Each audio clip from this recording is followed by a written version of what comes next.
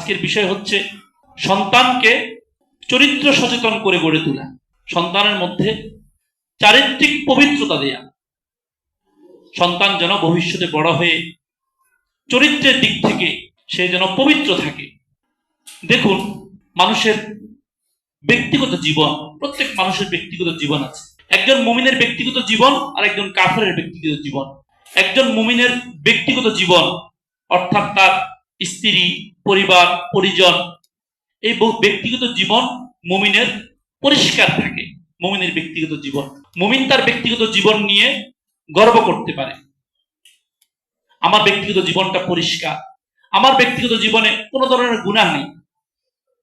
আরো পরিষ্কার করে বলতে গেলে মুমিনের ব্যক্তিগত জীবন, তার স্ত্রীকে সবাই জানে, তার অন্য কোথাও খারাপ সম্পর্ক নেই, এটাও সবাই জানে। মুমিন তার ব্যক্তিগত জীবন যাপন করে, ব্যক্তিগত জীবন পালন করে সে চ্যালেঞ্জিং ভাবে পালন করে সে। আমি আমার ব্যক্তি জীবন নিয়ে আমি চ্যালেঞ্জ দিতে পারবো। আমার ব্যক্তি জীবনে কোনো অসততা নেই আমার মধ্যে, আমার ব্যক্তি জীবন পরিষ্কার। কারণ ব্যক্তি পরিষ্কার হলে, পবিত্র হলে, ব্যক্তি থেকে পরিবার হয়, পরিবার থেকে সমাজ হয়, সমাজ থেকে রাষ্ট্র হয়। একজন ব্যক্তি যদি পবিত্র হয়, তার মধ্যে ব্যভিচার নেই, জেনা নেই, অপকর্ম নেই, ইত্যাদি কিছু তার মধ্যে নেই, সে পবিত্র। সবাই তাকে জানে ছেলেটা অনেক ভালো, সে এলাকায় ভালো ছেলে, সে বদনজর নেই, তার কোনো খারাপ সম্পর্ক নেই, সবাই জানে। তো ব্যক্তি থেকে সমাজ গঠিত হবে, যে সমাজের প্রত্যেকটা সদস্য এমন হবে, ওই সমাজটা সুন্দর হবে। ওই সমাজ থেকে দেশ হবে, ওই দেশের সকলে সুন্দর হবে। এজন্য একজন মুমিন তার ব্যক্তি জীবনকে যত বেশি পরিষ্কার করা প্রয়োজন, তত বেশি পরিষ্কার করা দরকার, তত বেশি পবিত্র রাখা দরকার ব্যক্তি জীবনকে। তার ব্যক্তিগত জীবন পরিষ্কার থাকবে। নবী সাল্লাল্লাহু আলাইহি ওয়াসাল্লাম কি বলেছেন? খায়রুকুম লি আহলি, সর্বোত্তম মানুষ ওই ব্যক্তি, মুমিনদের মধ্যে সর্বোত্তম ব্যক্তি যে তার পরিবারের কাছে ভালো, যে তার পরিবারের কাছে ভালো, সে সর্বোত্তম ব্যক্তি। এজন্য ইসলাম ব্যক্তি জীবনকে পরিশুদ্ধ করার বিষয়ে অনেক গুরুত্ব আরোপ করেছে। ব্যক্তি জীবন যেন পরিষ্কার করে, সে ব্যক্তিগত জীবন যেন পরিষ্কার করে, তার স্ত্রীর সাথে সম্পর্কটা যেন সুন্দর থাকে, তার স্ত্রী ছাড়া অন্য জায়গায় তার কোনো যেন সম্পর্ক না থাকে, তার যেন অবৈধ কোনো সম্পর্ক না থাকে। এটা ইসলাম খুব গুরুত্ব আরোপ করেছে, এ বিষয়ে খুব গুরুত্ব আরোপ করেছে ইসলাম। বিভিন্ন জায়গায় কোরআনের এই বিষয়ে আয়াত আছে, অনেক ঘটনা আছে। এমন ব্যক্তি জীবন পরিষ্কার করা, ব্যক্তি জীবন পবিত্র রাখা, চারিত্রিক পবিত্রতা গঠন করা, চারিত্রিক পবিত্রতা অর্জন করা, এটি খুব জরুরি, চারিত্রিক পবিত্রতা অর্জন করা। আর পাশ্চাত্য সভ্যতা, ইউরোপ আমেরিকার যে সভ্যতা, এই সভ্যতায় এদের কথা হলো কি, ব্যক্তিগত জীবন ব্যক্তিগত বিষয়, কারো পার্সোনাল লাইফ নিয়ে আলোচনা করা ঠিক না। যখন খোঁজা শুরু হয়ে যায় যে আপনার স্ত্রী কয়জন, আপনি কোথায় কোথায় রাত্রি যাপন করেন, আপনি তো বিভিন্ন জায়গায় রাত্রি যাপন করেন, আপনি তো বিভিন্ন জায়গায় যান, আপনার তো ব্যক্তিগত জীবন অনেক মন্দ, এটা যখন খোঁজাখুঁজি শুরু হয়ে যায়, তখন তাদের কথা হচ্ছে কি, ব্যক্তিগত লাইফ, পার্সোনাল লাইফ নিয়ে আলোচনা করা ঠিক না, এটা অভদ্রতা। আমাদেরকে অভদ্রতা আর ভদ্রতা শিখায় ওরা। আপনি দেখবেন নবী সাল্লাল্লাহু আলাইহি ওয়াসাল্লামের জীবন পরিষ্কার। আল্লাহ নবীজির কতজন স্ত্রী আছে, কি আছে, কার সঙ্গে, কবে, কোন সময়, কোন প্রেক্ষাপটে আল্লাহ নবীজির বিবাহ হয়েছে, পরিষ্কার। হযরত আবু বকর রাদিয়াল্লাহু তাআলা আনহু ব্যক্তিগত জীবন পরিষ্কার, যেটাকে আমরা পার্সোনাল লাইফ বলি, পরিষ্কার। হযরত ওমর রাদিয়াল্লাহু তাআলা আনহুর ব্যক্তিগত জীবন পরিষ্কার, আলী রাদিয়াল্লাহু তাআলা আনহুর ব্যক্তিগত জীবন পরিষ্কার।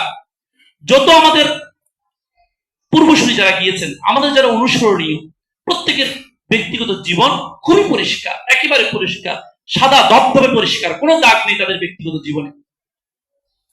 কে কে তাদের স্ত্রী, তাদের ঘর সংসার কি, কে কে তাদের সন্তান, সবাই জানে, সবাই খোলামেলা। এই জন্য মুমিনের ব্যক্তিগত জীবন এমন হওয়া দরকার, মুমিন যেন তার ব্যক্তিগত জীবন নিয়ে চ্যালেঞ্জ করতে পারে। আমাদের ব্যক্তিগত জীবন এমন হওয়া দরকার, ইনশাআল্লাহ আমরা চ্যালেঞ্জ করতে পারবো। আমাদের ব্যক্তিগত জীবন পারলে দেখাও কোনো খুঁত আছে কিনা, পারবেন।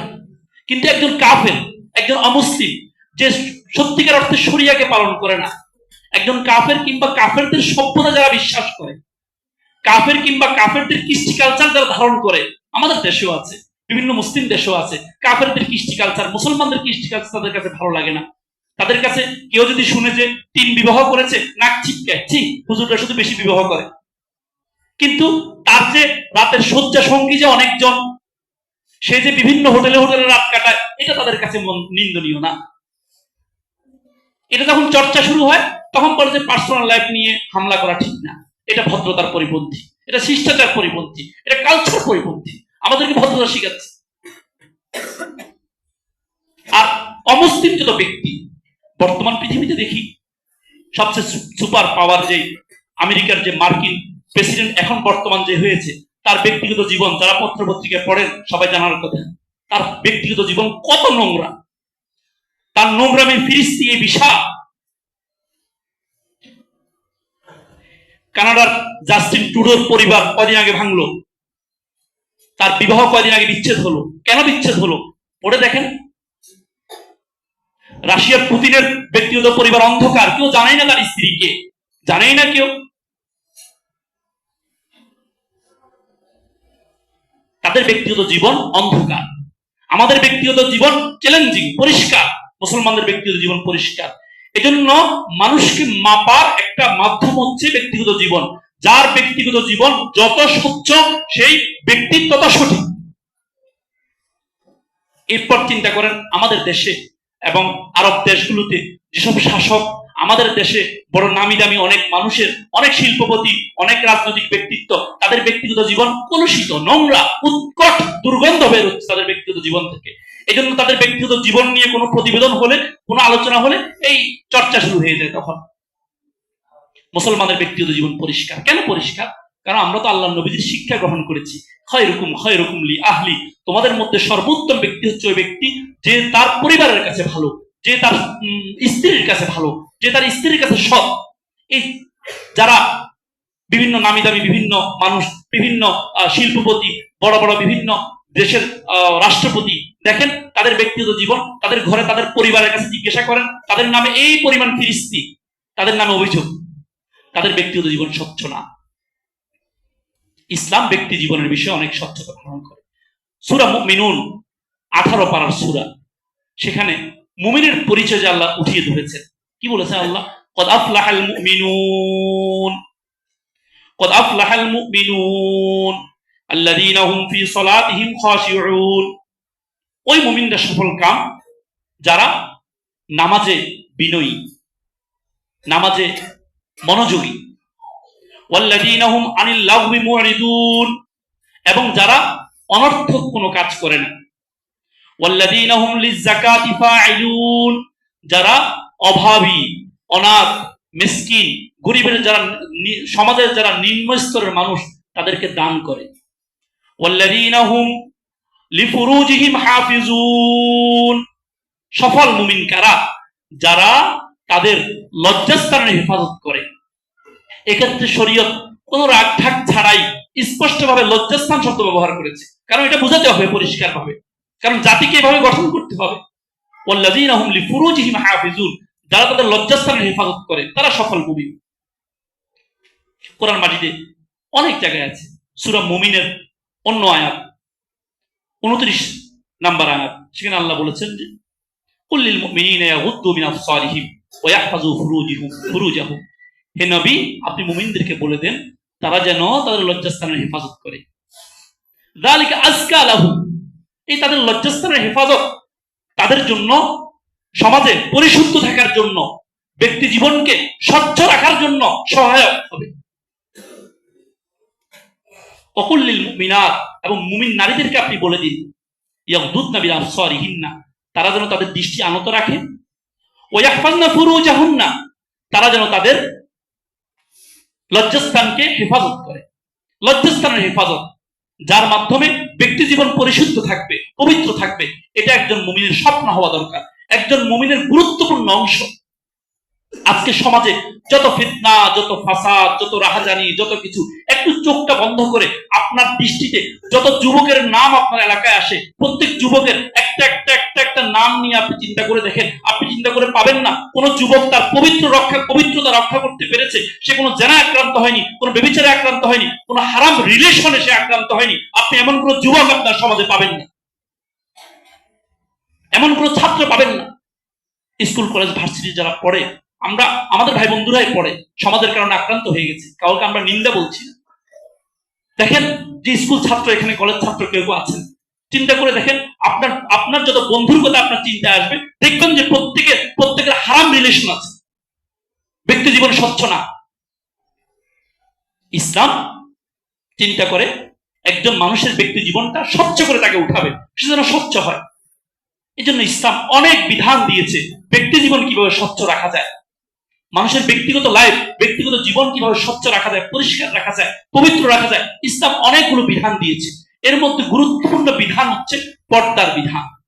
পুরুষের জন্য নিয়ম নীতি কিছু চলার বিধান দিয়েছে পর্দার, নারীদের জন্য কিছু পর্দার বিধান দিয়েছে। এটা হচ্ছে মৌলিকভাবে বিধান দিয়েছে। এই বিধানগুলো যদি কেউ রক্ষা করে তাহলে ইনশাআল্লাহ তার ব্যক্তি জীবনটা পবিত্র থাকবে। হাদিস শরীফের মধ্যে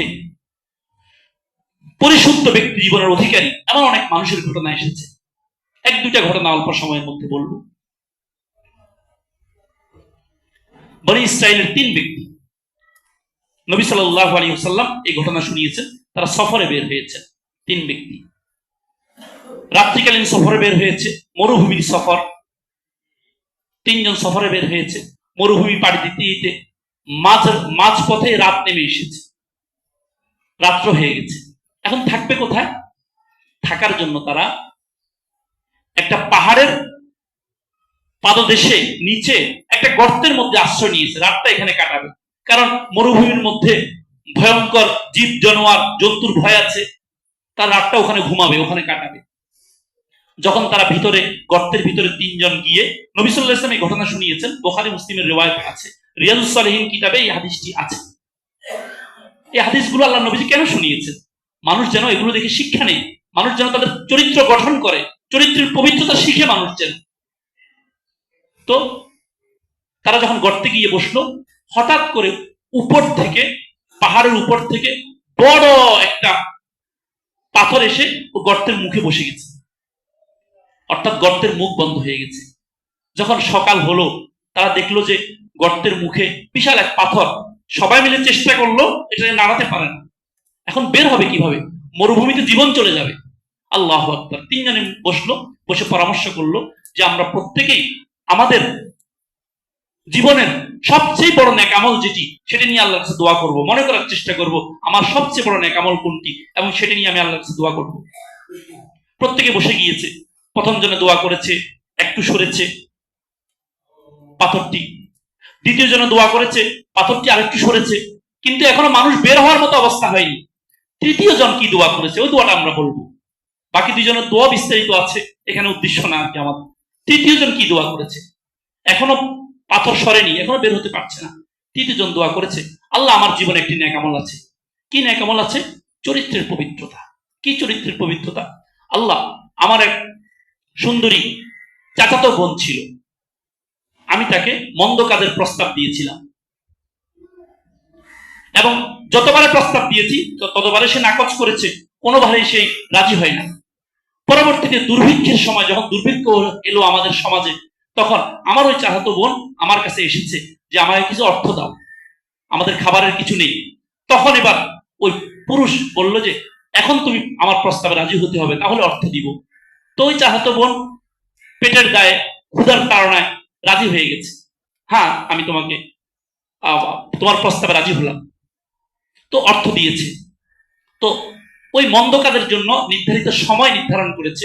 যখন ওই সময় মতো 2 জন একত্র হলো এক জায়গায় একত্র হওয়ার পর, 2 জন এক জায়গায় একত্র হওয়ার পর, আল্লাহু আকবার, হাদিস শরীফের মধ্যে এসেছে, নবী সাল্লাল্লাহু আলাইহি ওয়াসাল্লাম শুনিয়েছেন, ওই পুরুষ যখন ওই নারীর সম্ভ্রম লুট করার জন্য, সম্ভ্রম হানি করার জন্য, তার ইজ্জত নষ্ট করার জন্য যখন তার পায়ে হাত রাখলো, তখন ওই নারী চিৎকার দিয়ে বলল, হে আমার ভাই, ইত্তাকিল্লাহ, তুমি আল্লাহকে ভয় করো, আমার সম্ভ্রমকে তুমি নষ্ট করো না, তুমি আল্লাহকে ভয় করো। তখন ওই ব্যক্তি, তার মনে আল্লাহর ভয় এলো। আল্লাহর ভয় আসার সঙ্গে সঙ্গে ওই মহিলাকে ওই অবস্থায় সে ছেড়ে দিল আল্লাহর ভয়ে।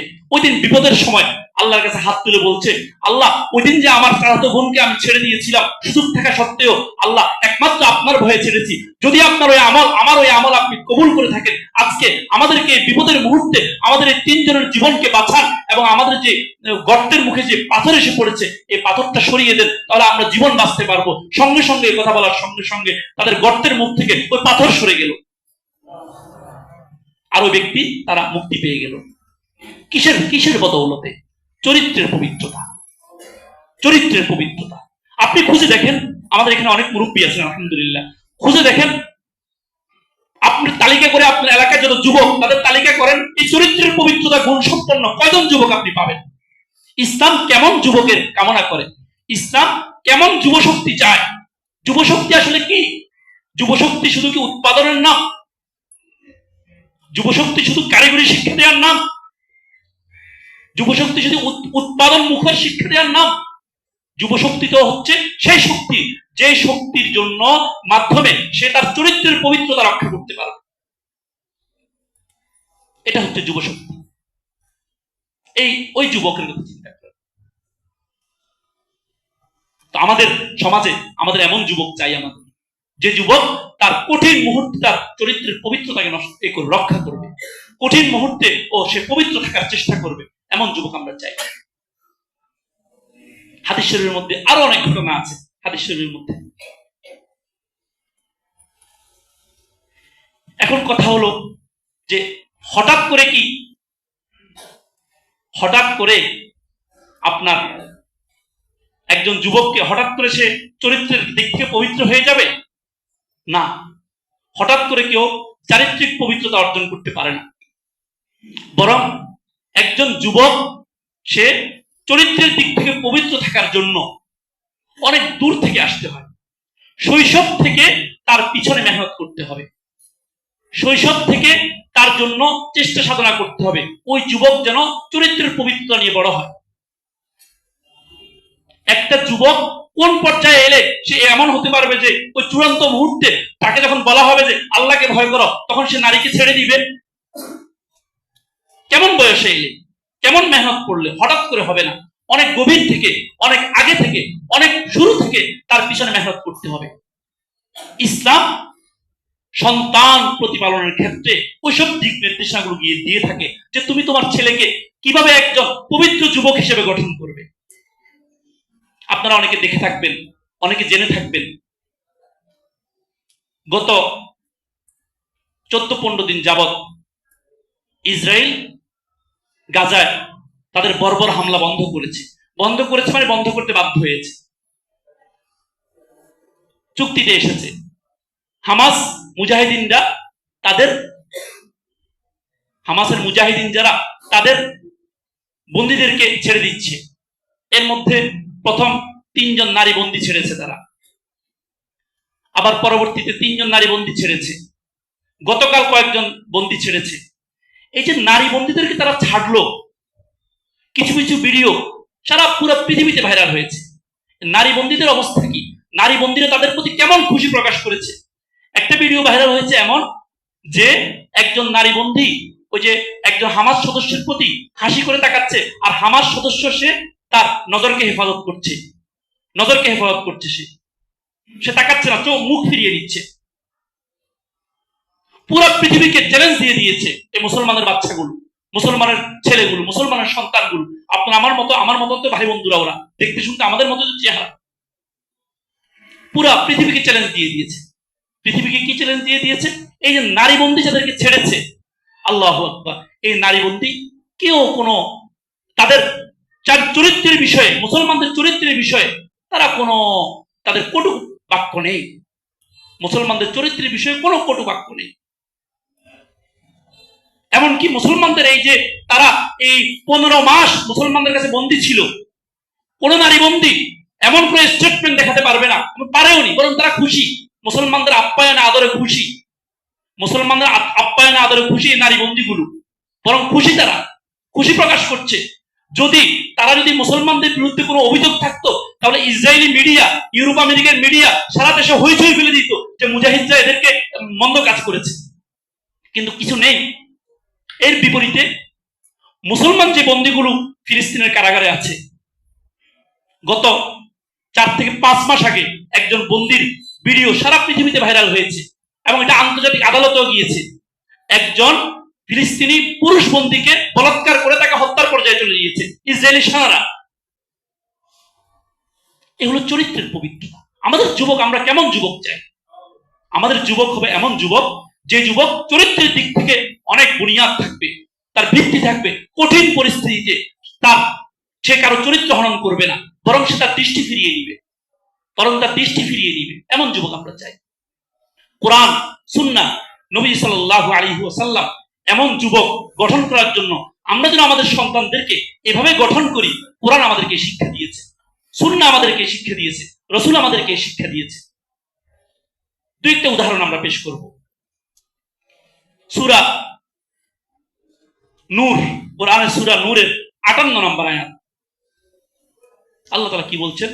ইয়া আইয়ুহাল্লাযীনা আমানু লিয়াস্তাযিনকুমুল্লাযীনা মালাকাত আইমানুকুম ওয়াল্লাযীনা লাম ইয়াবলুগুল হুলুমা মিনকুম সালাসা মাররাত মিন ক্বাবলি সালাতিল ফাজরি ওয়া হিনা তাদউনা থিয়াবাকুম মিনাজ যাহিরাতি ওয়া মিন বা'দি সালাতিল ইশা সালাতু আওরাতিল লাকুম। আল্লাহ তাআলা এই আয়াতের মধ্যে একজন শিশুকে কোন অবস্থা থেকে তাকে চারিত্রিক পবিত্রতা শিক্ষা দিতে হবে, চরিত্রের পবিত্রতা শিক্ষা দিতে হবে। একজন শিশুকে কোন অবস্থা থেকে আল্লাহ এটা শিখিয়েছেন? প্রাপ্তবয়স্ক হওয়ার পর থেকে না, হঠাৎ করে সারা ওর জীবনটা অন্যরকম। প্রাপ্তবয়স্ক হওয়ার পর থেকে তাকে যদি বলা হয় যে তুমি চরিত্রের দিক থেকে পবিত্র হও, সে মানবে না। অনেক দূর থেকে তাকে নিতে হবে। এই আয়াতের মধ্যে কি বলেছেন? আরবরা তখনকার যুগে 3টা সময় বিশ্রাম করত। মিন ক্বাবলি সালাতিল ফাজরি, ফজরের নামাজের আগে ঘুমের সময় সেটা। ওয়া হিনা তাদউনা থিয়াবাকুম আনিজ যাহিরাতি, যোহরের পর কর্মক্লান্ত শরীর নিয়ে বিশ্রাম করত ঘরে।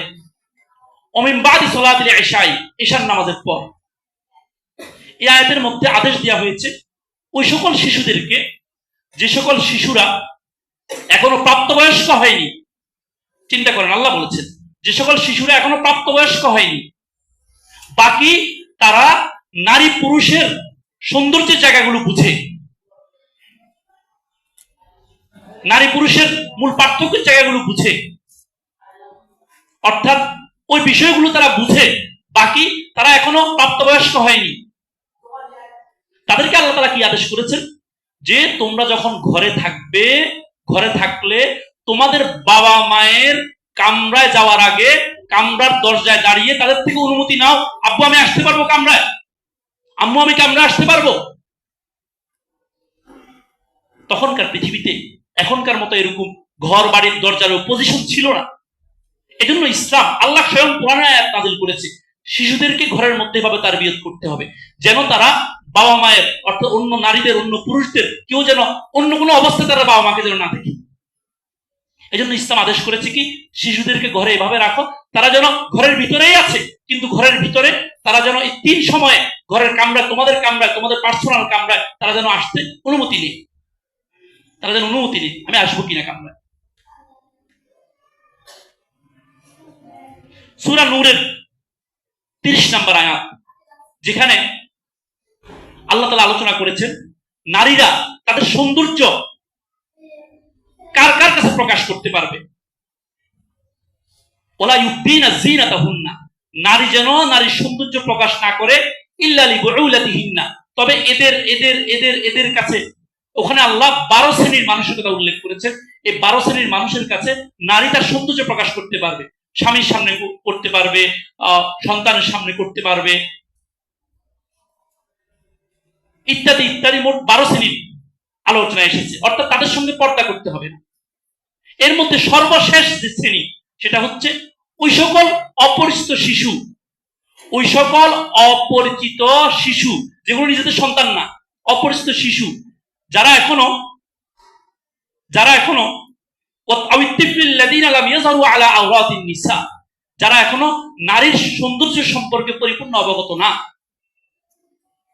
নারীর শরীরের কোন কোন অঙ্গ কমনীয়, কোন কোন অঙ্গের কি বিষয়, এই সৌন্দর্য সম্পর্কে যেই সন্তান, যে শিশু পরিচিত না, ওই শিশুর সামনে একজন নারী তার সৌন্দর্য প্রকাশ করতে পারবে। অর্থাৎ কোন অপরিচিত শিশু যদি এমন হয়, তখন অভিভাবকের করণীয় হলো ওই শিশুকে ওই নারীদের সামনে না যেতে দেয়া। যদি শিশু এমন হয়, এখনো প্রাপ্তবয়স্ক হয়নি, তবে শিশু এমন, সে নারীর সৌন্দর্য বুঝতে পারে, নারীর সৌন্দর্য বুঝতে পারে, এবং নারীর বিভিন্ন বিষয়, পুরুষের বিভিন্ন বিষয় পার্থক্যগুলো বুঝতে পারে, এমন শিশু, সে প্রাপ্তবয়স্ক হয়নি, বাকি এগুলো সে বুঝতে পারে। আল্লাহ তাআলা কোরআনে বলেছেন যে ওই শিশুর সামনে নারী যেতে পারবে না, এবং নারী শিশুর সামনে যেতে পারবে না, ওই শিশুকে ওই নারীদের কামরায় প্রবেশ করানো যাবে না। আমরা একটু চিন্তা করি, আমাদের যে সন্তানগুলো বড় হচ্ছে, যারা আস্তে আস্তে বড় হচ্ছে, তাদেরকে আমরা বয়স কম, বয়সে ছোট বলে বিভিন্ন জায়গায় পাঠিয়ে দিচ্ছি, বিভিন্ন জায়গায় দিয়ে দিচ্ছি, এবং এই নারী পুরুষের যে অবাধ চলাফেরা, এই চলাফেরাটা আমাদের শিশুর চরিত্রকে নষ্ট করে দিচ্ছে। আল্লাহ মানব সৃষ্টি করেছেন, আল্লাহ জানেন মানুষের কোনটাতে কল্যাণ, কোনটাতে কল্যাণ না। নারীর সৌন্দর্য আল্লাহ ওই শিশুর সামনে প্রকাশ করতে নিষেধ করেছে যে শিশু নারীর সৌন্দর্য সম্পর্কে অবগত, বুঝে সে শিশু, তার সামনে প্রকাশ করতে নিষেধ করেছে। কেন করেছে? যেন মুসলমানের এমন যুবক তৈরি হয়, যে যুবক কঠিন মুহূর্তে তার নজরের হেফাজত করতে পারবে, তার সম্ভ্রম হেফাজত করতে পারবে, এমন যুবক যেন তৈরি হয়। এমন যুবকের হাতে মুসলমানের মেয়েরা নিরাপদ। আপনি বলতে পারেন, হুজুর এটা কি একটু বিদ্বেষ হয়ে যায় না, যে ঘরের মধ্যে ওই শিশু থাকবে, শিশুর সামনে নারী যাবে না? আমরা বলবো এটা বিদ্বেষ না। হাজার হাজার কোটি কোটি পরিবার এভাবে পরিচালিত হয়, এটা বিদ্বেষ না, এটা নারী জাতির প্রতি সম্মান, শ্রদ্ধা। মায়ের জাতিকে সে দেখলে তার দৃষ্টি আনত হয়ে যাবে, মায়ের জাতিকে দেখলে তার দৃষ্টি আনত হয়ে যাবে, এটা মায়ের জাতির প্রতি শ্রদ্ধা, সম্মান।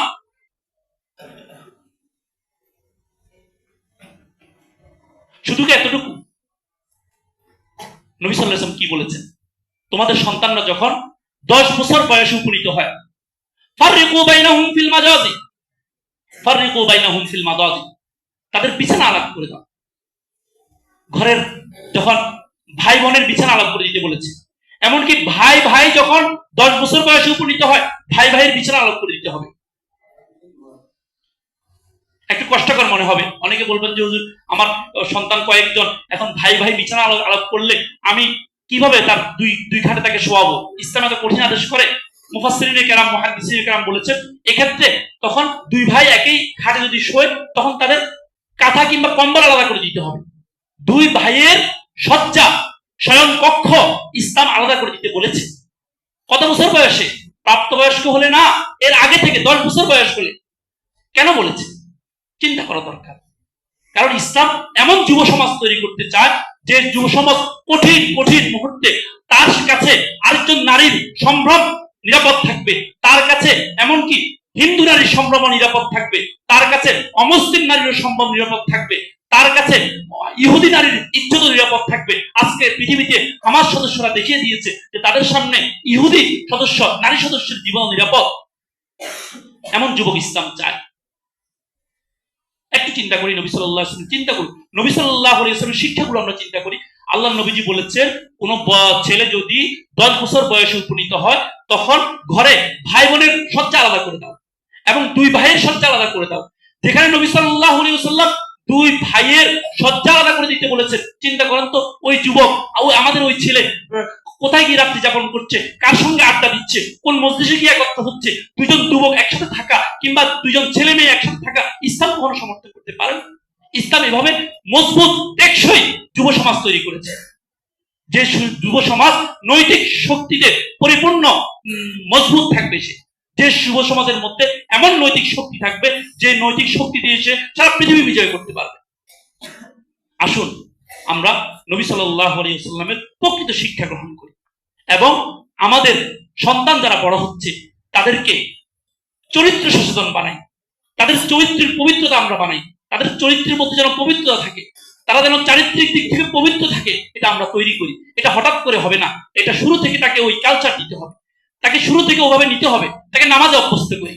এবং নবী সাল্লাল্লাহু আলাইহি ওয়াসাল্লাম যে শিক্ষাগুলো দিয়েছেন, তাকে পর্দায় অভ্যস্ত করি। পর্দায় ঘরের কাদের সঙ্গে দেখা করতে পারবে, কাদের সঙ্গে দেখা করতে পারবে না, এগুলো তো অভ্যস্ত করি। আমরা আলহামদুলিল্লাহ এখানে যারা আমরা আছি, এছাড়াও আমরা সবাই নামাজ পড়ি, রোজা রাখি, সকল কাজ আলহামদুলিল্লাহ স্বতঃস্ফূর্ত ভাবে করি, কিন্তু আমরা বেমালুম ভুলে গেছি, আমরা একেবারেই ভুলে গিয়েছি নামাজ যেমন আমার উপর অবশ্য পালনীয় কর্তব্য, না পড়লে প্রত্যেকটা সিজদার হিসাব করা হবে, তেমনি আমার পর্দা করা কার কার সঙ্গে আমার দেখা দেওয়া জায়েজ, কার সঙ্গে দেখা দেওয়া জায়েজ না, কোন পুরুষ কোন নারীর সাথে একত্র হতে পারবে, কে একত্র হতে পারবে না, কোরআন মাজিদে সূরা নূরের 29, 30, 31 নম্বর আয়াতে একবারে বিস্তারিত বর্ণনা আছে। ওই আয়াত পালন করা আমাদের জন্য নামাজের মতো জরুরি। আল্লাহ তাআলা আমাদেরকে, আমাদের যে সন্তানগুলো আমাদের আমানত দিয়েছে আল্লাহ তাআলা আমাদের কাছে, এদেরকে এখন থেকে যেন আমরা চরিত্র সচেতন হিসেবে আমরা যেন গড়ে তুলতে পারি, এদের যেমন চারিত্রিক পবিত্রতা আমরা যেন দিতে পারি। আল্লাহ তাআলা আমাদের সবাইকে সে তৌফিক দান করুন। ওয়া আখিরু দাওয়ানা আলহামদুলিল্লাহি রাব্বিল আলামিন।